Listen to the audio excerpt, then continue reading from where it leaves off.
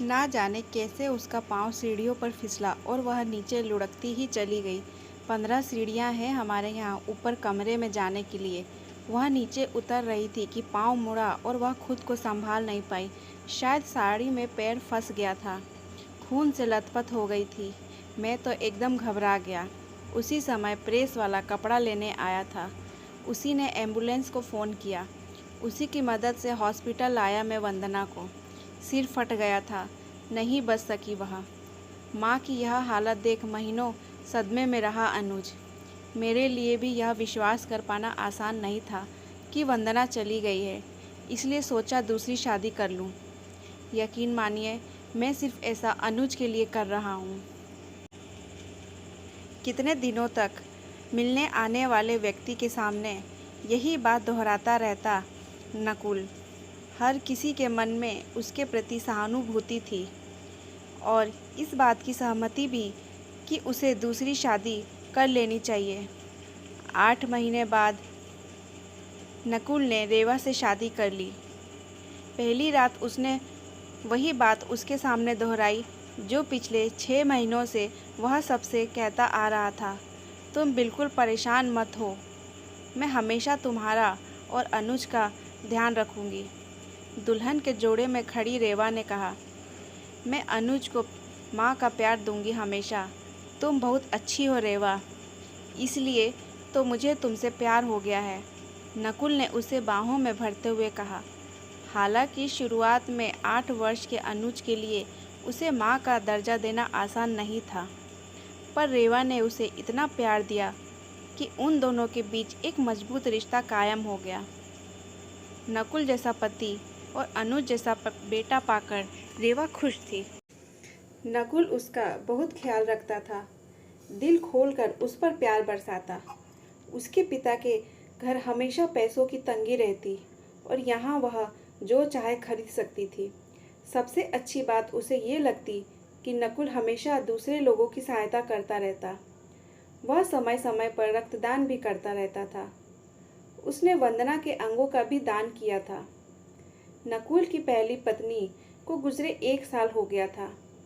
एक दिन हॉस्पिटल से फ़ोन आया कि ट्रांसप्लांट करने के लिए तुरंत किसी ऐसे डोनर की ज़रूरत है जो अपना हृदय दान दे सके। नकुल ने अस्पताल के अधिकारी को आश्वस्त किया कि वह जल्दी ही किसी डोनर को ढूंढ लेगा। रेवा ने यह सुना तो उसने गर्व से नकुल को देखा और अंदर चली गई।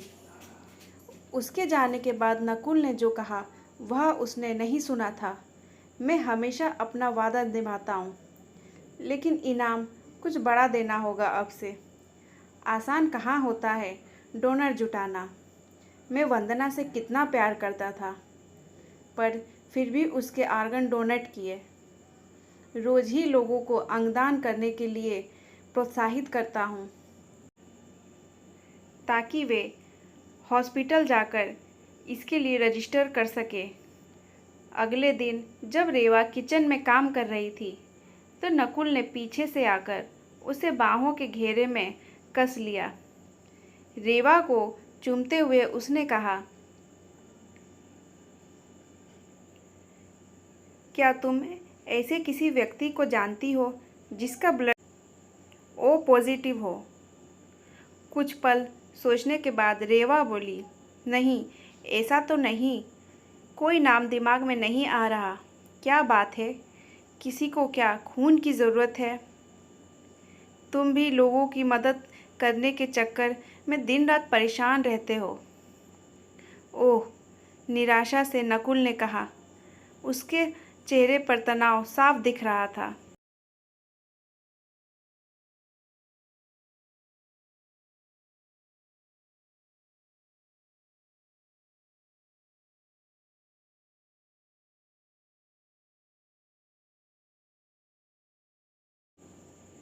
मेरा ब्लड ग्रुप ओ पॉजिटिव है, तुम चाहो तो मैं खून दे सकती हूँ। नहीं नहीं, इसकी ज़रूरत नहीं पड़ेगी, मैं कर लूँगा कोई इंतज़ाम। मैं तुमसे बहुत प्यार करता हूँ। तुम्हारे खून का एक एक कतरा मेरे लिए अनमोल है। मैं आता हूँ अभी। रेवा को कुछ समझ नहीं आ रहा था कि वह क्या करे। नकुल का व्यवहार भी उसे इस समय अजीब लग रहा था।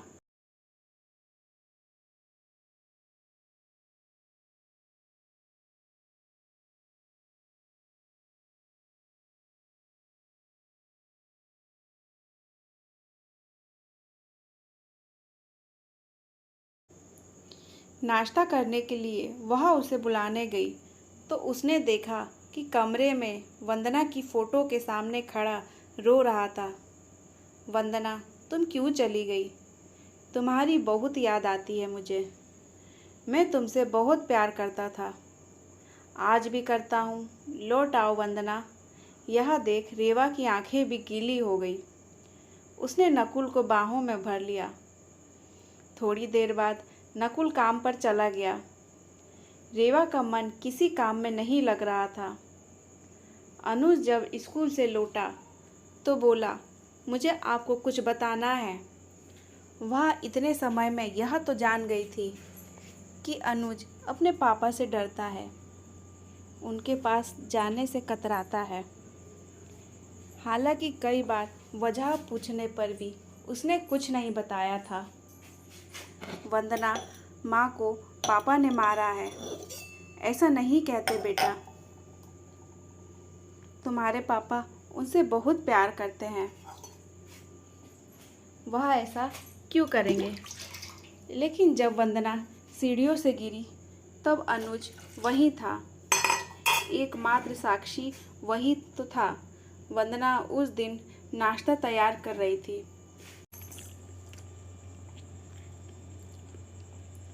नकुल ने किचन में जाकर उसे बाहों में भर लिया और उसे चूमते हुए पूछा, मेरी जान, तुम्हारा ब्लड ग्रुप क्या है?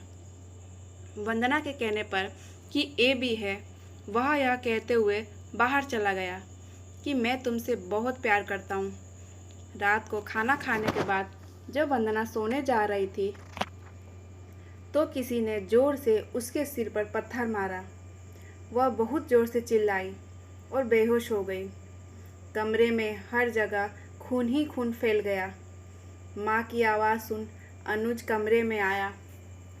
उसने देखा कि नकुल के हाथ में जो पत्थर है उसमें से भी खून टपक रहा है।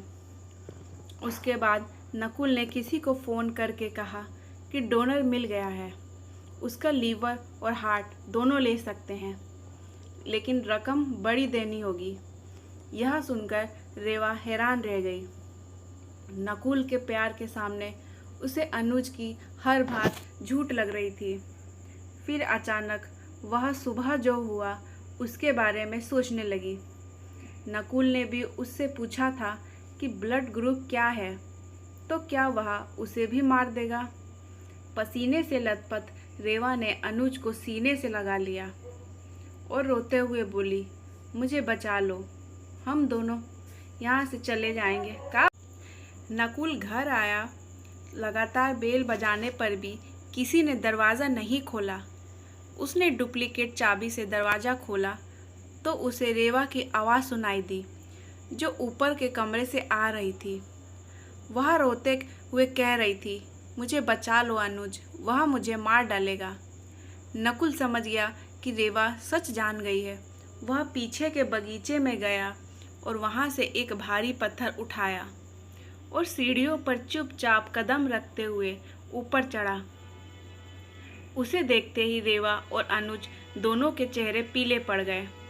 मुझे मत मारना नकुल, हम दोनों यहाँ से चले जाएंगे। तुम तो मुझसे प्यार करते हो ना? मैं भी तुमसे बहुत प्यार करती हूँ, फिर क्यों तुम मेरी जान लेना चाहते हो? नकुल हंसने लगा। उसकी कुटिल हंसी चारों ओर गूंजने लगी।